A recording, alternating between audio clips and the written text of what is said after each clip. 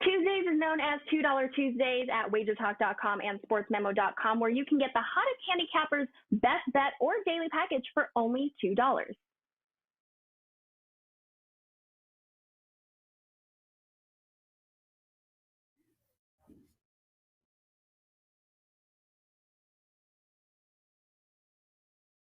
Hey guys, welcome to the Tuesday edition of Stoppage Time. A little different for me today. I am in Vegas for the week. I am going to catch both the Euro semifinal games and the finals, as well as the Copa America. But it's not stopping me from covering the game today and tomorrow with the boys. Let's bring them in. Kevin Dolan, Nick Borrman, and Pavlos Laguretos. Kev, we'll start with you, my friend. How you doing? Yeah, all good, Carmine. How's Vegas? I'm a bit jealous because it's absolutely lashing down with rain here at the minute in Ireland. So definitely a bit envious there. But yeah, really strong bounce back in the quarterfinal stage last week. We know we cashed 3 of the 4, including that big 5% winner on Denmark as well. That takes us now 20-5 on all 5% since April. So pretty happy with that. And we have another 5% play loaded up for today as well, along with potentially one circle for tomorrow. So, looking forward to those and breaking down these games on today's show as well. Awesome. It's, let me see here. For the Canadian people, it is 46 Celsius. For the American people, it's 115 Fahrenheit. So it's a little chilly, but I'm going to try and get some sun on this pasty skin of mine and get that Pavlos glow to my face there. Nick Borrman, how you doing, my friend? Doing good. Had another 5% winner in the quarterfinals as well on Denmark. So happy to pick that up, and 6-1-1 for the 5% for this tournament. So it's been a good tournament for the top place. Start off well overall. The quarterfinals didn't go as well as I hoped, other than the 5% winner. So hoping to pick things up here in the semis. Happy to report that 3 of the 4 pre-tournament futures I have are in the semis. So as long as Spain doesn't win this whole thing, we're going to cash a nice ticket one way or the other. So excited for the next couple of days. I hear you, Nick. And before I bring Pavlos in, the absolutely best result for me would be to have Italy and Denmark in the finals. Italy was my pre-tournament dark horse at 12-1. And for those of you watching now or a little later on, you know that I did take Denmark after they lost their first 2 games. And most people got anywhere from 50-1 to up to 85-1. So I would love to see those 2 in. With that said, it's probably going to be England and Spain just to stick it to me one last time. But Pavlos, how you doing, my friend?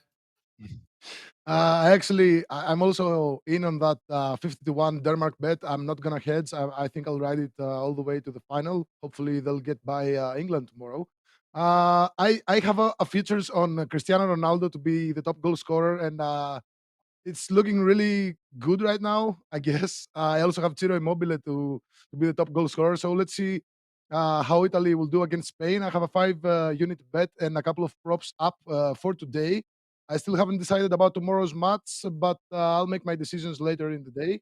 But I'm really excited for the semifinals of the Euro and of the Copa America as well. All right, and yeah, let's just get right into it. The very first game on tap, Italy and Spain. That goes today, Tuesday at 3 p.m. Eastern time. Italy is plus 145. The draw is plus 210. Spain is plus 215, and the total is sitting at around 2 and 2.25 at some different books. So we'll call it 2.25 for now. And you mentioned Ciro Immobile, Pavlos, but I'm going to go to Kevin first on this one. He hasn't had the tournament a lot of people expected from him. They expected a lot more. But this, the setup of this game is one that he can actually be successful in, Kev. I think that this is one of those games where Immobile could put his stamp on the game itself. Obviously, the big miss here for Italy is the injury to Spinazzola, rupturing his Achilles tendon. That's a big miss for Italy today. He's been the star of this team throughout their 5 games thus far. Give me your thoughts on this game, Kev.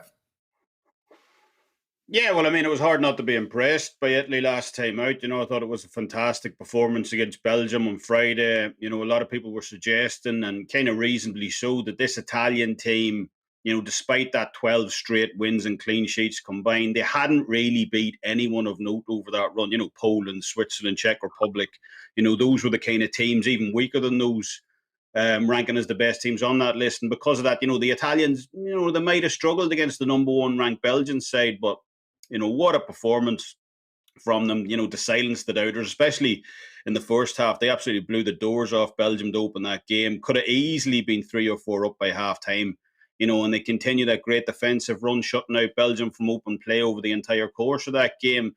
There are some caveats, though, to that we need to mention. I think, Belgium regrouped well in the second half. Lukaku had that fantastic chance midway through the second half, to even it up. And, Kevin De Bruyne, even though he was on the field, he just didn't look like Kevin De Bruyne. That crispness in the passing was gone. The movement was gone. So, you could argue Italy got a little bit fortunate there in terms of not facing the best version of Belgium available, especially with no Hazard either. But, look, sometimes you need a little luck to go your way in these types of games and take nothing away from, a fantastic Italian performance, especially, as we said, in that opening 45 minutes. When you turn to the other side, it definitely hasn't been as smooth of a run for this Spanish side to this point. They kind of muddled their way through the group stage. Just one win against Slovakia to finish second in the group. Consecutive extra times now for the Spanish as well, along with that big penalty shootout victory against the Swiss in the last round. Means they've been on some shaky ground at this point. But something that was highlighted earlier actually was that Spain's two main strikers, Alvaro Morata and Gerard Moreno, have a combined XG of 7.40 over this competition. Yet they've scored just 2 goals between them. So, as sports bettors, we always love to look at regression to the mean in these kind of spots. Yes, there was some penalties mixed in there as well. But overall, if Spain can keep creating those types of chances game in and game out, that simply, has to pay dividends for them at some point. Completely agree with your assessment at the start. I thought Italy were extremely unlucky with, Spinazzola's second half Achilles injury against Belgium. For me, in a team that's absolutely loaded with great performances game after game, he has been the standout player. So, that's an absolutely massive loss at left back for the Italians. Emerson, for me, is a decent drop-off. And the Spanish definitely have the pace in players like Torres and Coca to get down that right flank and cause problems for the Italy here. In terms of what you said at the start, I'm just not sold on Immobile. He's been absolutely brutal for me over this knockout stage, especially. If you go back to the group stage, he had just 2 goals, Switzerland and Turkey. He basically hasn't shown up since. So I'm just not sure about him in this game either. And that's definitely not the kind of form you want to see from your main target man approaching this huge semi-final. If he is dropped here in favour of Belotti, that might well end up revamping this Italian full forward line, and could create a greater score and threat a result for the Italians here. Because of that, in this game, I think we're going to see a more open game like we saw between Italy and Belgium in the last round. Both of these teams ranked first and second, respectively, on total number of shots per game in this competition. They ranked first and third in total shots on target per game also.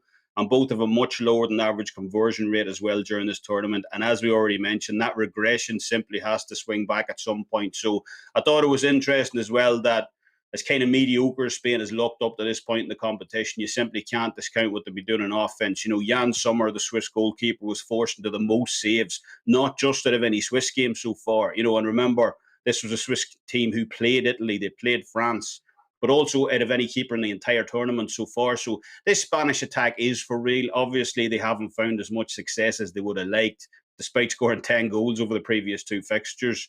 But that wheel has to turn at some point, and it could well end up being tonight. I think 2.25 is a very doable number here, as with only 2 goals, we still get half our money back. So, yeah, to be a strong lean to the over here for me, over 2.25, between Spain and Italy.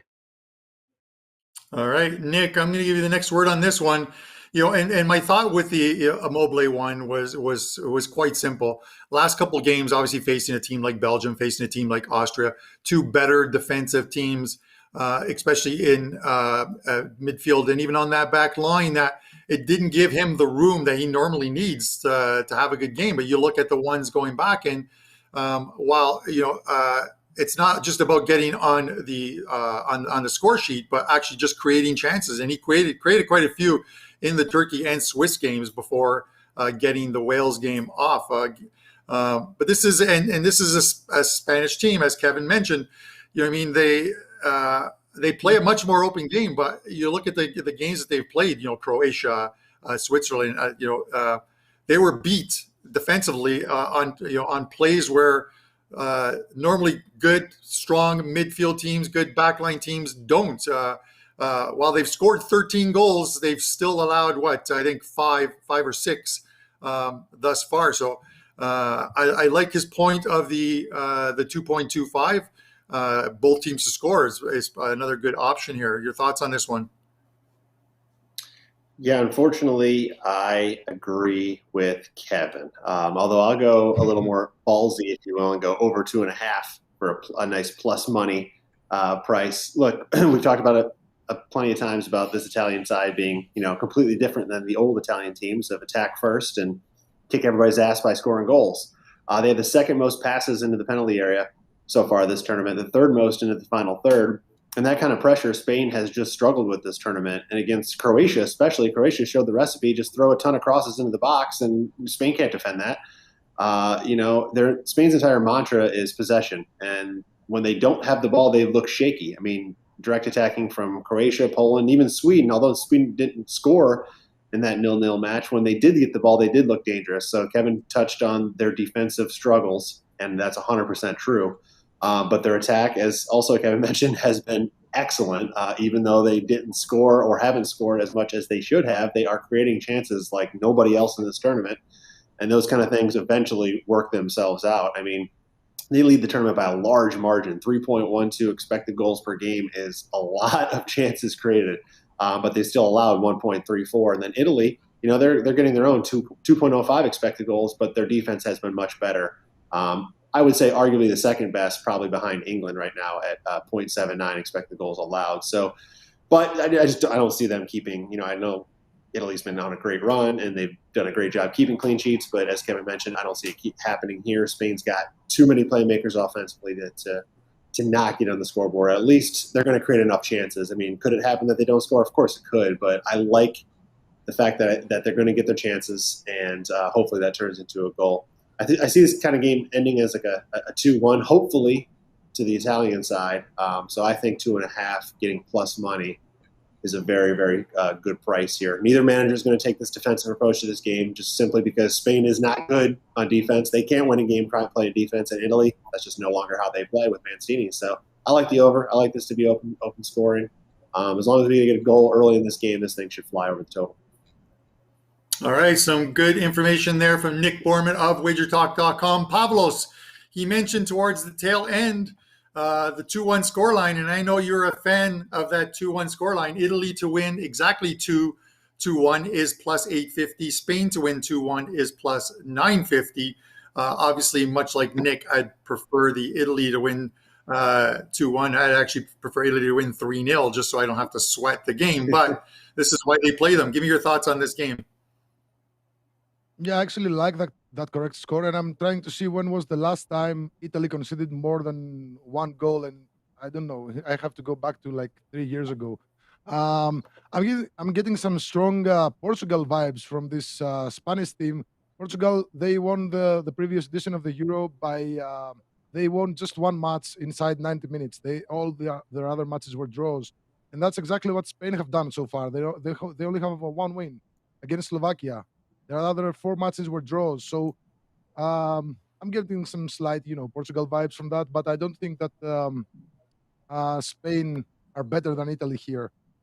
Italy are just the second team in the history of the Euros to have won their first 5 matches, and they are unbeaten in their last 32 consecutive competitive matches. They have 27 wins and 5 draws. The record on that is 35 matches in a row. Spain and Brazil have that, so maybe Italy are looking to break that record. And including qualifiers, Italy are unbeaten in their last 15 matches. They have 14 wins and 1 draw. They're doing an amazing job. And moreover, they have qualified 7 of the 8 times they reached the semifinals in a Euro or a World Cup. On the other hand, Spain have qualified from the semifinals in all 5 previous occasions in a Euro or a World Cup. So we're looking at 2 monster teams who historically have done great in this stage of a big tournament. Spain have also equalized their own personal record of goals in a single tournament with 12 goals. There is the same number of goals both in the 2008 and 2012 Euros, and they won both tournaments. So there's a lot of ways to look at this. I like the over here, as the guy said, but I'm, you know me, I like props. So Pablo Sarabia is injured, so Dani Olmo is going to take his spot in the starting lineup. He is only played.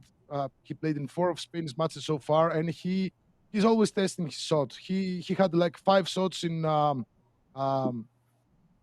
3 of his 5 matches so far. He's not very accurate on his shots, but he's testing his shot. So I'm taking Dani Olmo to have a shot on target. That's minus 118 at DraftKings. I really love that. I think he's going to test his shot once again. I'm looking at maybe a couple of shots. Maybe one of them goes on target. I really like that price, minus 118 at DraftKings.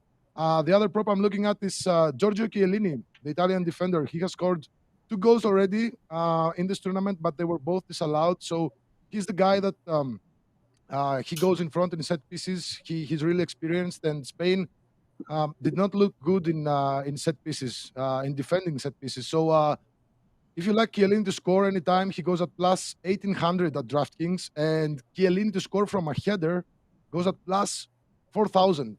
So it's probably worth it to throw a couple of beer backs in it.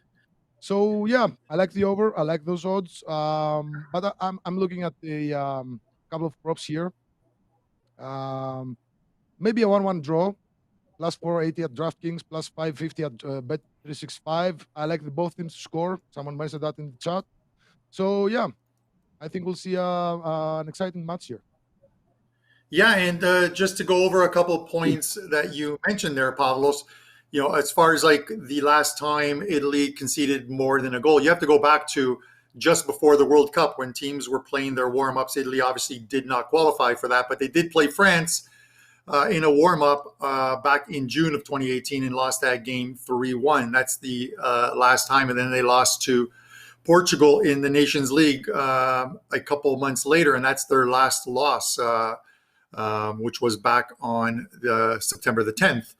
And then as far as talking about Spain looking like Portugal, they kind of have, because, if you remember Portugal winning that 2016 Euro, they built throughout the tournament. I talked about, even on Wager Talk today, teams that built through the tournaments. They started with a couple draws, and then that win, as Kevin alluded to, over Slovakia, which was really the only convincing win for them.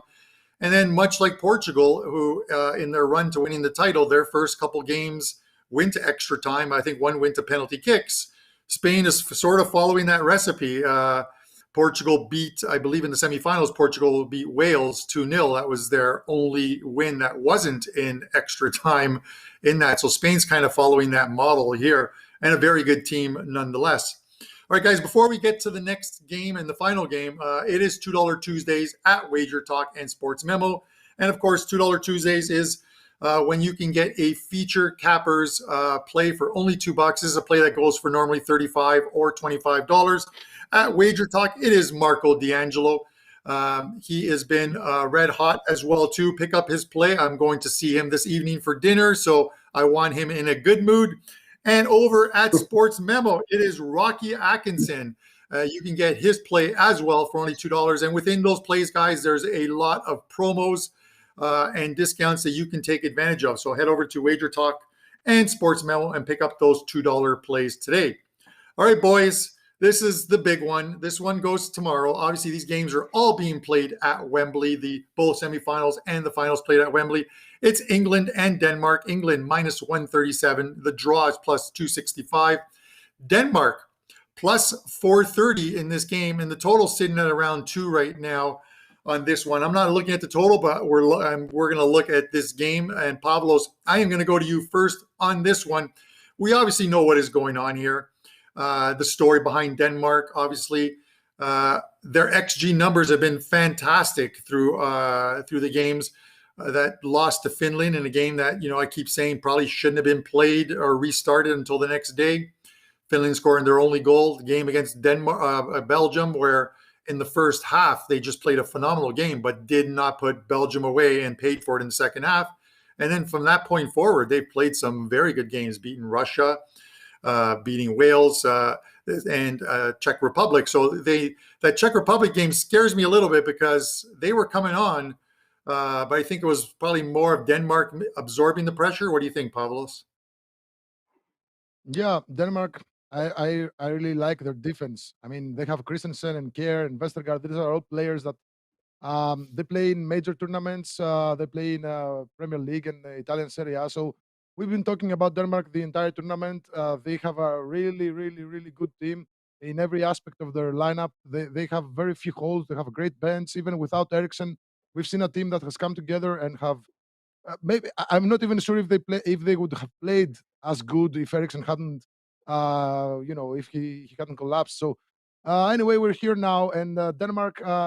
I really love them at this spot. They met with England in the Nations League about a year ago, and Denmark, they actually remained unbeaten in 2 matches against England.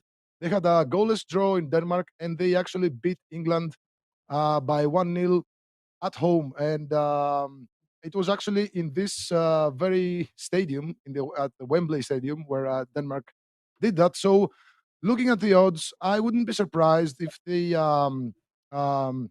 I actually like Denmark with three-quarter goals here, and I also like the over. The over 2.25 goals is already at a high price. I wouldn't be surprised if we also saw the full over 2.5 goals at plus 130. Denmark, they create a lot of chances. I think they're still leading the tournament in XG and chances created.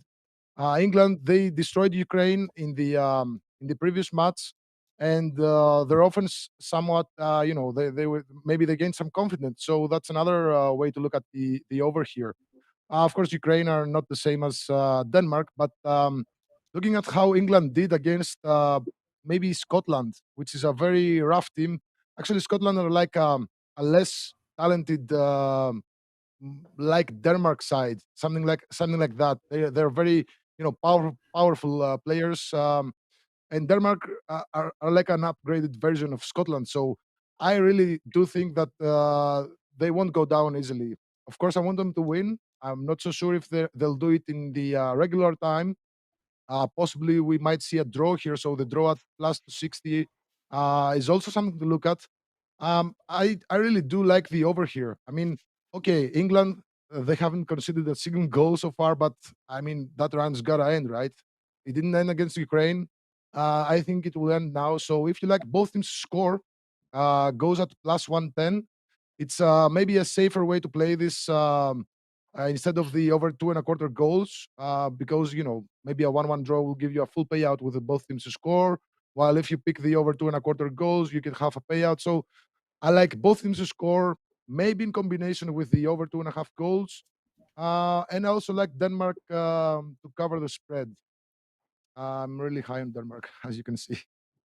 Yeah, no, listen, I get it. And I'm trying not to let who I want or who I would like to win to sort of bleed over into, how we analyze this game. The one thing I will say, like, listen, England they haven't played the way up until that 4-0 game or the 4-0 game, Nick, against Ukraine.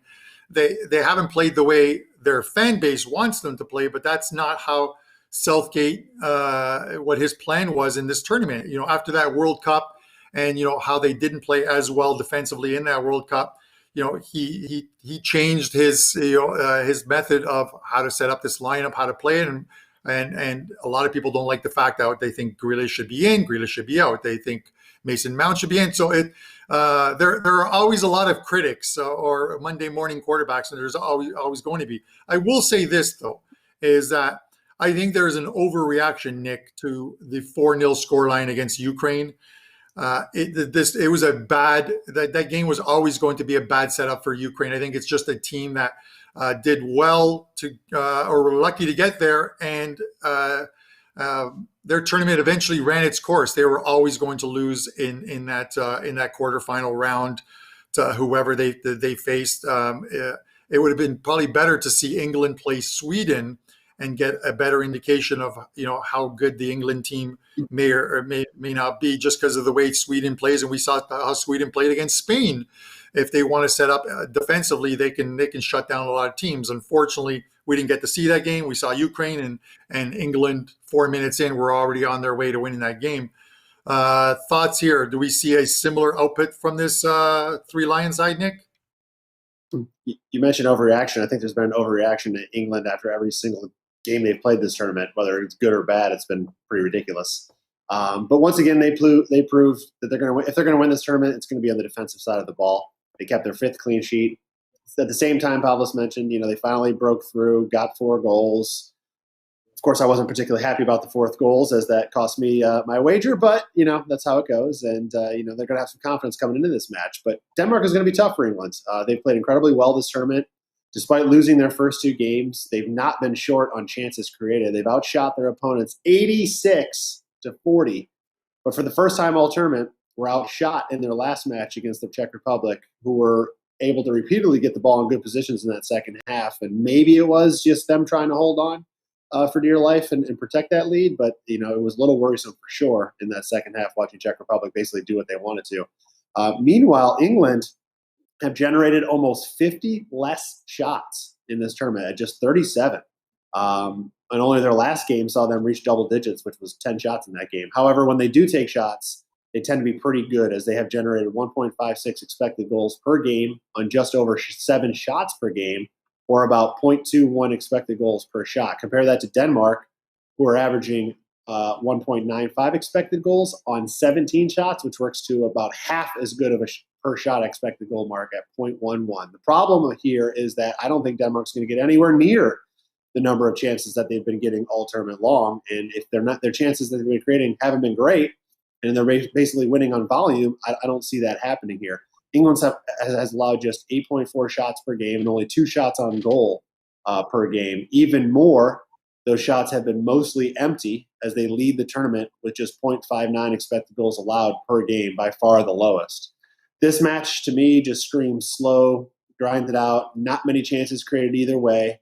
And I actually think it's an underplay here on this one at under 2.25. I give the edge to England in terms of a side, but I'm not seeing much value at the minus 140-ish or 3/4 goal line number. Plus, I don't really care to play a side. I have both teams to win the tournament anyway, so I don't really care too much. But the under 2.25, I think, is how this game plays out. It could be a 1-1 or a 1-0 maybe type of in here. But I think it's going to be hard fought for goals in this match.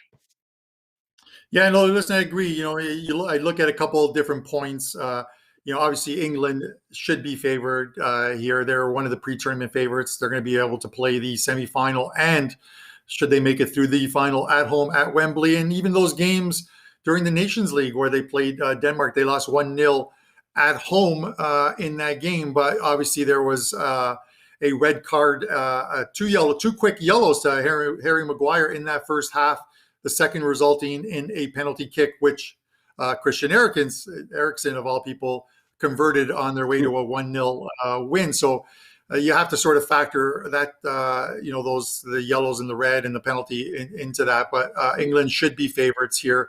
If they're going to win this game, then just let them win, 3 or 4-0 with Harry Kane getting all the goals, because I have him too as a futures bet to win the Golden Boot. And I do have England over 8.5 tournament goals, and they're sitting on 8 right now. So I've got points on both sides here, obviously with Denmark and England on either one winning, Kev. That could make me happy, but obviously I'd be a lot happier with a Denmark win. I'm going to give you the final word on this. So the final word goes to the Irishman. Oh yeah, how I love talking about the English in these type of tournaments. But look, in terms of that last game, England-Ukraine, that was, I don't know what the rest of you think, but that to me was easily one of the worst defensive performances from a so-called quarterfinal team I think I've ever witnessed in a major tournament. That's probably not giving England enough props again. But in terms of the first goal, I thought it was a great little run in by Kane. The way he slipped through the defense, and he's really showing. Thankfully, I have a ticket on Kane as well, that now he's getting his confidence back right now. He's attempting those kind of scything runs through the middle. So yeah, thought it was beautifully worked as well outside from Sterling as well. But, goals 2, 3, and 4. I mean, it's just, what were Ukraine doing? It was just mind-boggling stuff. Harry Maguire in absolute acres of space. I mean, if there's one guy in the box you absolutely don't want to get his head in the ball from a set piece, it's him. Like, he's got a head in him like Herman Munster, and yet somehow he was simply allowed to ghost himself straight through the middle, plant that header for the second goal. And it was pretty much, copy and paste with goals 3 and 4 with Kane and Henderson doing the exact same thing. So I think Shevchenko's got a ton of work, defensively ahead for next year's World Cup campaign. And, in terms of England, they no doubt look good. As you said, in terms of like a potential game against Sweden, it's really hard to evaluate them based on that performance just because Ukraine were so poor in that game. It's going to be a much different test for England in this one. We know that this Denmark team know how to defend. They've allowed the 4th fewest shots per game over this competition so far, even better than England. And we know how good they've been. And they've also allowed an average of just 0.95 XG over their 5 matches in this tournament as well, against some quality teams, Czech Republic last round, Belgium in the group stage and so on. I don't expect them to allow England to simply ghost into the box here like they did against Ukraine and plant free headers. And I also think, Kasper Hulman is aware enough to target Raheem Sterling here as well. As, Sterling for me definitely been England's main danger man throughout this competition. And if England are likely to going to find a way through this Danish defence tomorrow, it's likely going to come through him. I think if I was choosing a winner here, obviously I'm the same. We have those outright tickets, so I'm not really that big on the side here, but it would be England. I think quality-wise, it's hard to look past them qualifying here, but I'm still not completely sold on that offense. Overall shots per goal attempts that we mentioned last week, their overall conversion rate as well, which is almost double the 2 teams we mentioned previously in Italy and Spain. And again, just like those two, at some point that number simply has to regress to the mean. So whether that comes in this tournament or not, who knows? But it would still nevertheless give me some pause for concern, in terms of backing England outright here. Could we see goals here? Quite possibly. Kane seems to really, be finding his groove right now, as we said. But, Denmark have done a tremendous job of marshalling this English offence over the last 2, most recent head-to-heads that Pavlos mentioned in the Nations League. They shut them out in both games. So it likely won't be easy for England to break Denmark down here. Overall, I think England just about have enough quality to get the job done here on Wednesday. But nonetheless, I think the Danes can make life difficult for England here and potentially push this one in extra time. So I lean Denmark on the handicap plus 0.075 if I was choosing a side here. But I bet I like even more. And again, Pavlos kind of touched on this, is England to win in extra time at plus 850. I really like those odds there, as, I don't expect much to be separating these 2 teams by game's end. So, yeah, England to win in extra time plus 850. Sign me up for a bit of that. Yeah, it's a nice price by Pavlos there. Obviously, we'll know who the 2 finalists are when we do our Thursday stoppage time, where we'll cover the final, which gets played on July the 11th. I'm going to enjoy the game. I would love to see a scoreless first half in that game, just to make the last 45 minutes of that England-Denmark game one to watch. Guys, thanks for tuning in. Obviously, Nick Borrman, Kevin Dolan, WagerTalk.com. You can find their plays on these Euro semifinals over at WagerTalk.com, and Pavlos Laguretos over at SportsMemo. And don't forget, today is $2 Tuesdays at WagerTalk, where you can get a feature cappers plays for only $2. Those plays normally go for $35 and $25. Marco D'Angelo is the $2 capper at WagerTalk. And at SportsMemo, it is Rocky Atkinson. Guys, thanks for tuning in. I'm glad my Wi-Fi in Vegas held up for the show. We will see you Thursday morning, 10 a.m. for Stoppage Time Euro Championship Finals Edition. Thanks for tuning in, guys.